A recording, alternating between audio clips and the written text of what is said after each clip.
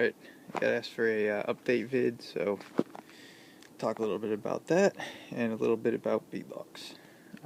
So the first update is that the fire truck's stripped. Gonna be putting better doors on it, rockers, cab corners, clean up the frame and repaint it, and a flatbed. And frame's actually in really nice shape. Thing's really heavy duty. It's a cool truck. So it should be fun. We're going to pull the bumper off of it, probably put like a pinto plate or something on it, and put the bumper on the 77. On the 77, spacers came in, so I put them on, and you can see these lug nut studs are really long up in there, but should be nice if you look at it from the back. You can see the wheel is much more centered in the wheel well opening, which is good. It got it away from the frame of the inner wall of the box. We did not want to have it rubbing on that, so yep. And then put them on the front as well. And I knew they were going to stick out because these are 2-inch, but it's really not that bad. Freaking jack handles are in the way. So it's not that bad. It sticks out a little, but maybe I could have gone with 1.75 spacers. I'm not sure, but I like it. I like the black wheel better. I thought I would try the tan, but the black really looks a lot better. So yeah, I like it. It's got pretty good clearance in the front. I mean, and in the back we look okay, but we'll see. Gotta get it out on the trail. I'm running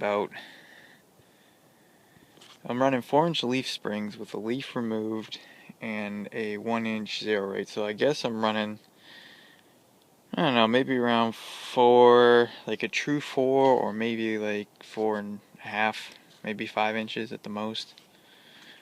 These 37s, so hopefully it clears. It seems okay. We'll see.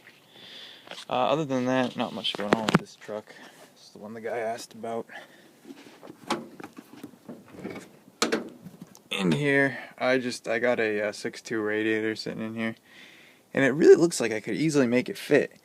Run the stock hoses. I could have run the stock oil cooler, so not too happy about that, but I don't know, I think I'm still going to go with the big block radiator because it's been tested. It's good. It'll bolt right in with my brackets. I'll just have to do a little bit of hose adaptations. Also, I already have the other auxiliary oil cooler installed here. I built a bracket, so I'm going to bolt it up to the rad support there, but it's all plumbed in, full of oil, so I guess at this point I might as well just stick with the big block. If I have cooling issues, I'll come back and do a 6.2, but I'd rather save the space because then I can run dual bats or something. I don't know. Anyway, that's where the 77's at, so not really much being done. I got oil fuel leaks in the plenum area. It's leaking out, getting my clutch all wet and whatnot, so got to fix that. My front output on my transmission transfer case there is blown out, so like every time you start the thing, it dumps oil. It's a mess. So I'll fix those two issues. Probably replace the output bearing and the seal, and maybe the yoke itself, and if it's scored, I'm not sure. But I just done that seal not long ago. I think my drive shaft's too short, and it's wobbling the bearings out. I don't know. We'll see. Anyway, beadlocks. How do they work? What do they do?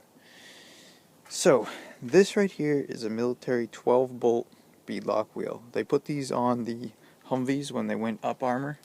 So this is a 12-bolt wheel. The originals were 8-bolt, and a lot of those, they're kind of military use only.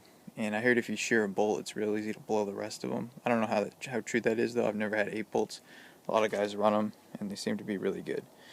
But anyway, I got a deal on these 12 bolts. They're on a Dodge, and they bolt right on like a 94 and up 3500 Dodge. Bolt right up. So I'm kind of jealous of that. They didn't have to run spacers. But anyway, the way that these work is, basically you have your, like say this is your tire right here. Those are, and then you have your tire has a groove in it, and it sits on the groove in your rim. So that's your bead on the outside. This inner area right here would be where your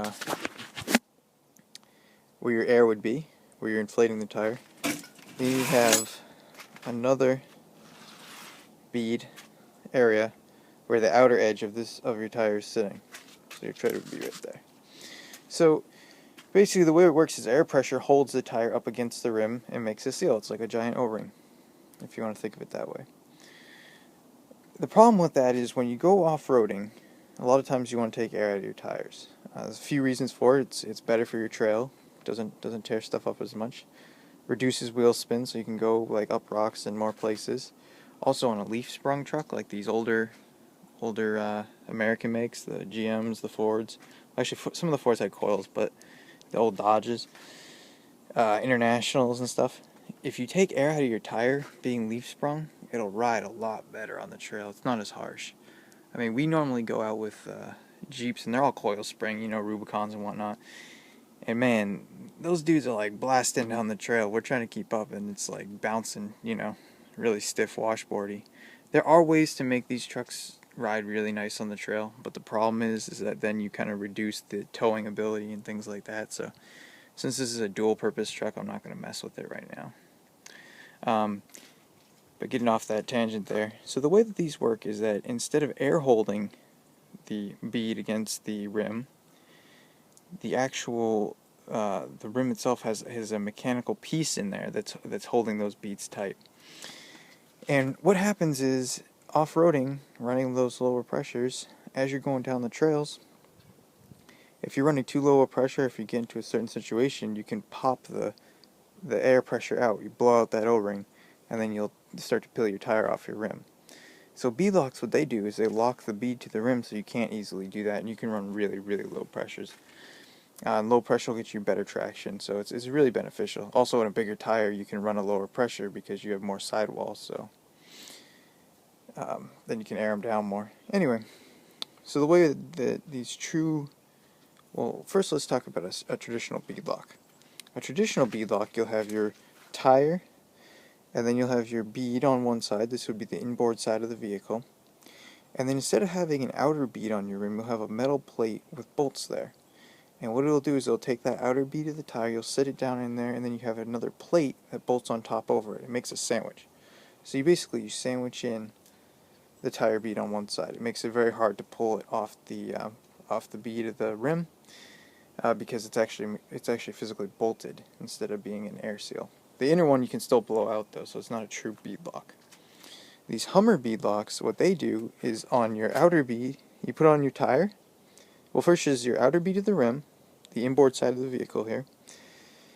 Your tire comes in, and then there's a run flat that goes in and sandwiches your tire onto the bead of the metal bead of the rim. Then your other tire piece comes in. Then there's a metal plate that bolts on to sandwich it against the rim using an O-ring seal. So that run flat being in the middle locks the inner and the outer bead to the rim. So this is a true, they call them a double bead lock. And that allows you to run really low air pressures and not have to really worry about pulling your tires off of your rims. Or losing a bead, as they call it. So if you run a 16.5 standard rim, the way that they're kind of set up, the 16.5 size, it's actually really easy to blow beads on them if you run low pressure. So it also factors in on how heavy your truck is and things like that. Like on a Toyota, I would run just standard steel wheels because they're so light. But on this thing, especially now with the diesel in the front tires are the ones I'd really be more concerned with. This thing weighs nothing in the back with the short box. So yep, that's where we're at. Stripped and gutted down these doors. Took the bed and the other doors and stuff to scrap. So slowly but surely we're getting there, and gonna be taking this bumper off. I gotta say, just kind of another thing to add to this video. I read a lot about the CUCV bumpers not being very strong. Like, oh, I wouldn't want to tow much with the spindle hook on this thing. It's attached pretty well. I was kind of surprised. I mean, first you got your big plate here, that's just holding the pintle in the center of the bumper. Here's your pintle right here, with the spring. And then if you come down here, your shackle mounts connect under the frame. And then you got this triangulation point. I mean, it's not bad.